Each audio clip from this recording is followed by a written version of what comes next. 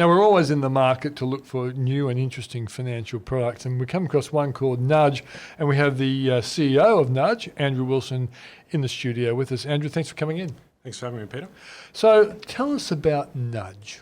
Okay, so the intro to your show, as your listeners will be well aware, says the man who makes getting rich as easy as racking up a credit card bill.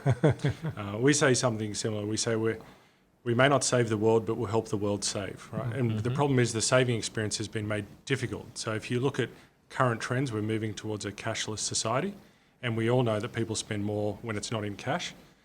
There's a big data world out there that marketers and advertisers can use to target you more persuasively than ever before. They sometimes know more about you than you know about yourself.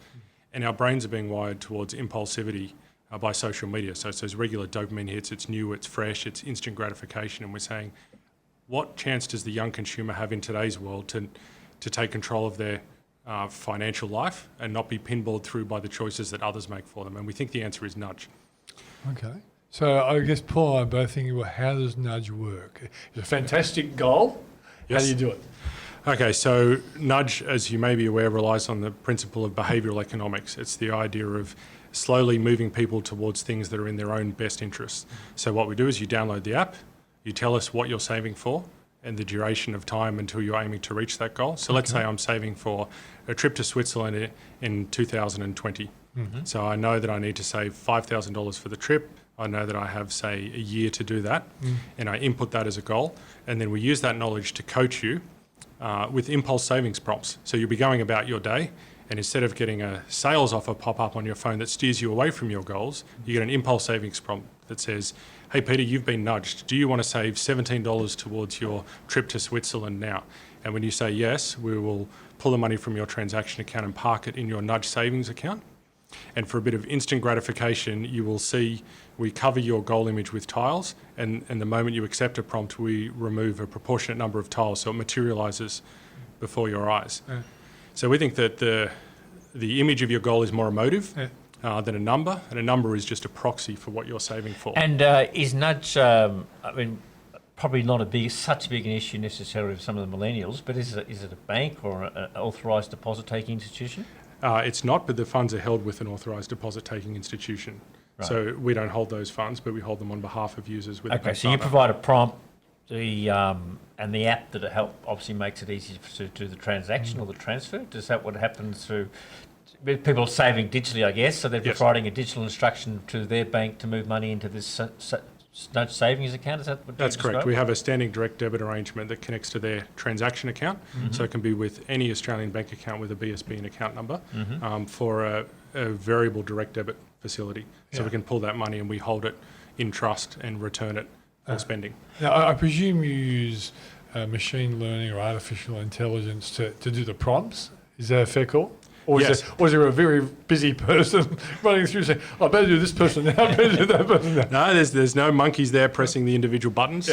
So what we do is we ask you to nominate the average amount that you would like to receive a nudge for. And there's a bell curve distribution that says the average amount will be the amount you choose. But to make it more interesting, sometimes it'll be 3. If you choose 10, it might be 3, it might be 7, it might be 14. It'll average the amount you chose. The message is gamified around what it is you've told us you're saving for. So we use travel-based prompts when you've mentioned it's a holiday, and then we're basically ingesting that data so we can learn how to optimize that to target you with a more persuasive savings offer. So normally speaking, it's a purchase offer, and we're using all the tricks we know from 15 years in marketing to get you to do what you know you should do but probably don't and save more money. And so how does that sounds great for the consumer, particularly someone who's getting prompted and responding and probably achieving a goal that they may not have otherwise achieved without the nudge.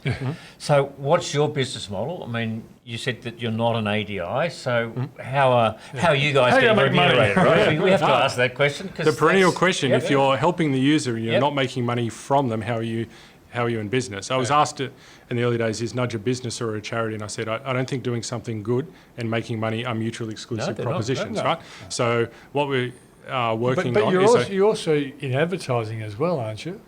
Yes. That's mutually exclusive, but anyhow, finance is okay. There's not anything wrong with that, Andrew. We choose selectively who we advertise. Good boy. As far as Nudge goes, There are non-discretionary spend categories where you are spending money regardless of what you're saving for. So those are things like telcos, utilities, groceries, fuel, and transport, etc. And so we're setting up partnerships with those companies to say, I mean, if you look in the market at the moment, there's a number of companies offering energy switching deals. Now, they're able to do that. They provide it as a free service to you, but they get generally somewhere between $70 and $120 as a switching fee from the energy provider. So our model will be, if you choose to switch through us, there will be a revenue share arrangement where when we say save money by switching providers, you will save the money because it will go into your savings account.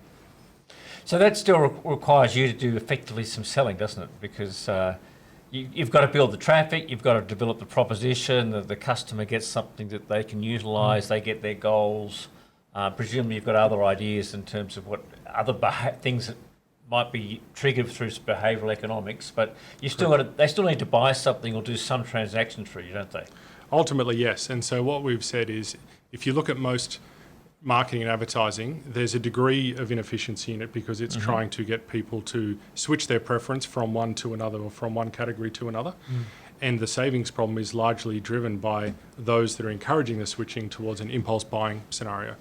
So what we're saying is, if we are not steering you away from your goals, but we're guiding you towards a purchase from a partner who is essentially sponsoring your savings by contributing to it, then the user is monetizing their data for their own sake. Okay. How do you determine when you nudge? Because I'm thinking I'm a young person. It's Saturday night. You're not a young person. I'm pretending. And I keep pretending. Like I'm into my fifth drink and I'm feeling great, and there's a woman looking at me, and and all of a sudden you nudge me and say, "Hey, how about saving $20?" I'm going to say, "Sod off! I'm committed to doing something else at the moment." Yeah, well, it could be save $20 for the date you take her on in a week's time when you've sobered up. But we are using, basically, at the moment we're ingesting the data, and we will learn when we are more likely to be able to get a successful nudge from you. So we optimize different person to person. Person to person, so it's individualized. So machine learning says you are of this age, gender, you're in this location, and we know that you're more likely, in particular you on a Tuesday because you were paid on Monday, to accept a prompt, and we can push it a little further. One really important question, and this is where you have a speciality because you are in advertising. The issue I have is, how easily can you explain this to your customer base? Because the first bit is easy. You're going to help me save, but all the other stuff, because there's a whole lot of great add-ons which are going to help your business. How easy is that going to be to explain to the people who download the apps? I think the core proposition of a non-bank organisation that is helping you save and makes that easy. I think that there's a need for that in the market, and I think people will get that. Some of them will raise the question around security in terms of where the funds sit, how do I get access to the funds, what are you using to do the direct debits, and so those questions are answered on the website and within the app information. But essentially, if we strip it back, it's goal-based savings and using impulse savings prompts at the moment. And I think people understand it because the concept of impulse buying, then it's not a knowledge gap, it's a behavioural gap, right? Like we know from a fitness perspective, we shouldn't eat the cupcake and sit on the lounge, we should go for a run, but we don't follow through with the behaviours. And so when we talk about financial literacy, we're trying to increase knowledge, whereas what we need to do is change behaviours. And I think most people recognise that they could be doing things better. And if somebody comes alongside and we're pretty transparent, there's no ulterior motive, and says, we've got a way to help you do this. The fitness apps have been quite successful at that. Yeah. I've always loved the quote from Chris Evert when she was asked about her success in tennis. She said, there were times when deep down I wanted to win so badly I could actually will it to happen. I think most of my career was based on desire. And I think a lot of people desire the holiday. The prompts are fantastic. But do you do anything to keep reminding people that they do have a desire? Because if you lose the desire, that's when you stop doing the saving. Yeah, so we're playing around with the messaging at the moment between positive and gentle chiding messaging to figure out what's the most effective. So we've got the ability to assess how much others are saving in relative terms. So how frequently they accept a nudge at a level they've chosen, because everyone's income is different, and to say, hey, look, you're slipping a bit behind, and just apply a bit of social pressure, and to optimise the messages with the emotive propositions that are normally used to sell, right? So there's a great quote by a guy called Rory Sutherland that said, marketers often view savings as consumerism needlessly postponed, right? And we're looking at going, That's deep but funny. Yeah. and so we're saying at some point you're going to consume something. I'm clearly not anti-capitalist, right? But we're saying if we can guide you towards the purchases that you've decided, it's better even environmentally, right? Less purchases of better quality items that last longer or experiences you want, then and we can remind people of why they're doing it with images, with the language. People want to know more. What's the website? Nudge.com.au. Funny that. Yes. Andrew Wilson, thanks for joining us. Thank you very much.